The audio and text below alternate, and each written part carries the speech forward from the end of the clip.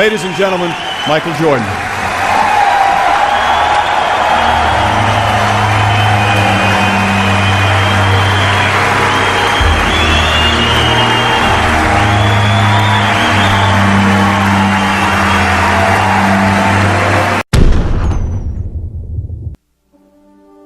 Every day, the first person there before the sun would be Jordan.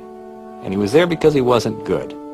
He would work with a batting instructor and work all day long and be the last person to leave every night also. I asked him what it was like for him in the morning.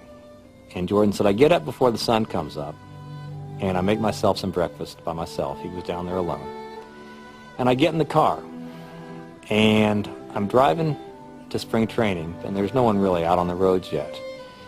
And I look at the seat next to me, and I see my dad. And I talk to him. I think to myself, Pops, we're doing this. We're doing this together. And the day would end, and he would say to the batting instructor, can we do a little more? I think I'm getting this. I think I'm learning this. I think I'm getting this. And that's when Sports Illustrated put him on the cover, saying that Michael Jordan has embarrassed baseball. And as I would watch him there every night as the sun was going down and the other ball players had left, and I would see this guy working to get better, Michael Jordan working to get better, I couldn't help thinking that if you ever have children, you ought to pray that they grow up someday to embarrass you like this. What it did teach me was don't be afraid to try. The worst thing that can happen is it doesn't pan out the way that you envision it. But at least you know that by giving it a shot. You never succeed without that possibility of failure. I mean, each time that I do something, I can go win or I can lose. And that inner confidence that you got to have to take that chance.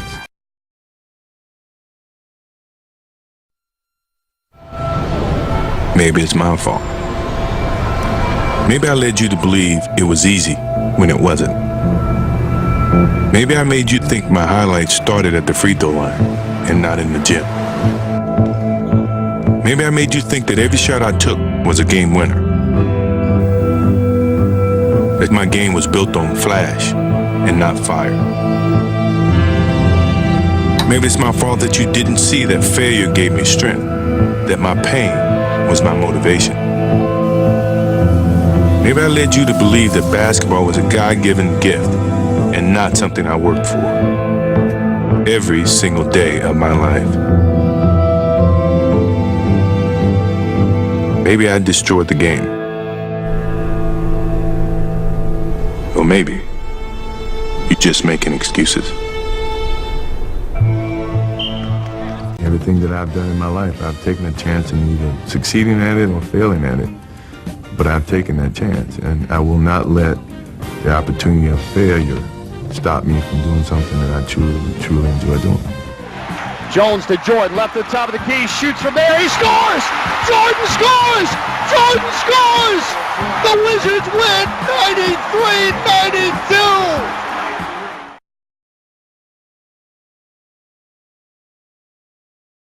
You've had a lot of fantastic moments in sports. What's the greatest moment? I mean, what started everything, you should Don't say that. Don't say the shot against Jordan. Yeah, that was the greatest moment because I think that took me from if I had any doubts about playing on college level or playing with the big guys, that shot gave me the confidence that I belonged where I was, and that it was, if you put your mind to doing whatever you want to do, good things can happen, so before anything else happened with Michael Jordan outside of that game and against you guys, that shot gave me the idea that I could be better than what people think, and I can, surpass any expectations that I may have for myself.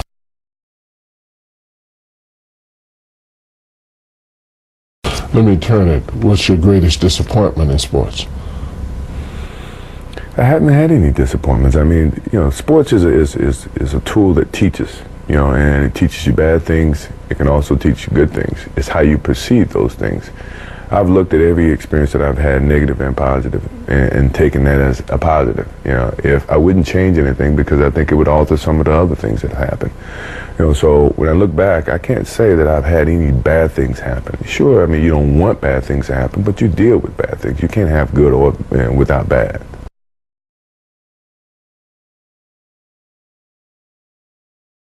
Who's your favorite guy to play against? Myself. If I can really elaborate on why I said myself more so than another athlete, is that because a lot of times I had to battle with myself to keep challenging myself. You know, that to me was why I would say that the biggest battle was myself, because when you get to a certain pinnacle, you got to find some ways to keep going out there for 82 games.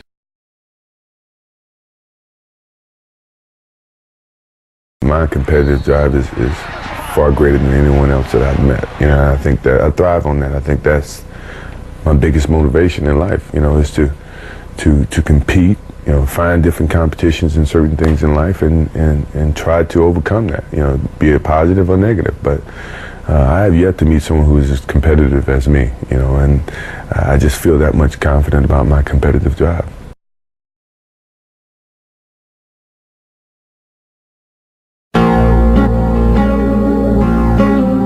I've missed more than 9,000 shots in my career.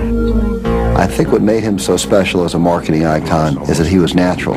Today, when everyone really tries to be like Mike, they're trying so hard to invent a persona.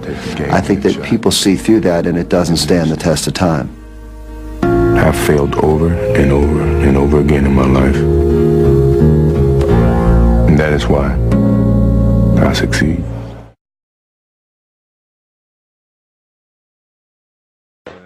He runs his corporate empire from high atop Chicago, the city that made him famous. Could you have imagined when you first started playing that one day you'd be sitting up here running a company that's worth $500 million?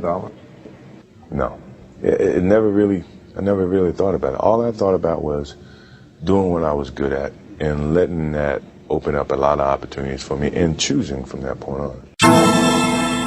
Michael, which were you more proud of, your athletic skills or the mental skills that you brought to the game, and which was more difficult to keep up? The mental skills came with the education of the game, you know, that either I've learned from Coach Smith before I got here, or I learned in the course of the coaching staff that I've been endured with. The mental part is hard because you have to really learn, taking everything that you've learned over a period of time and apply that to your game and tie that into the physical aspect to your game and make the complete basketball player that you try to become. You know, so physically it's a little bit easier, but the mental part is the hardest part, and I think that's the part that separates the good players from the great players.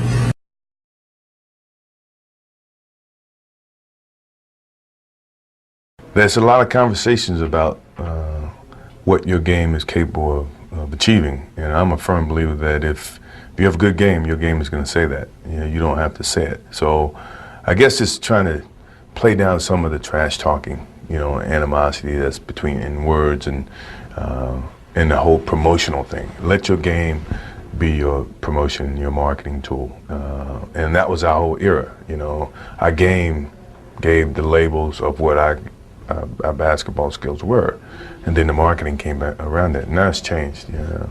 So I'm trying to revert back to where your game do all your talking instead of what we may say and what someone else may say about your game.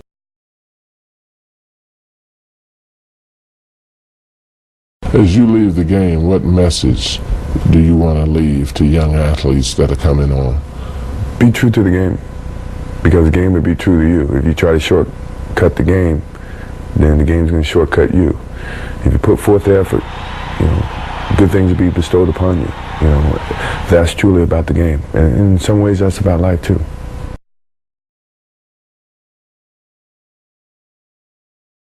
One day you might look up and see me playing the game at 50. Oh, don't laugh. Don't that.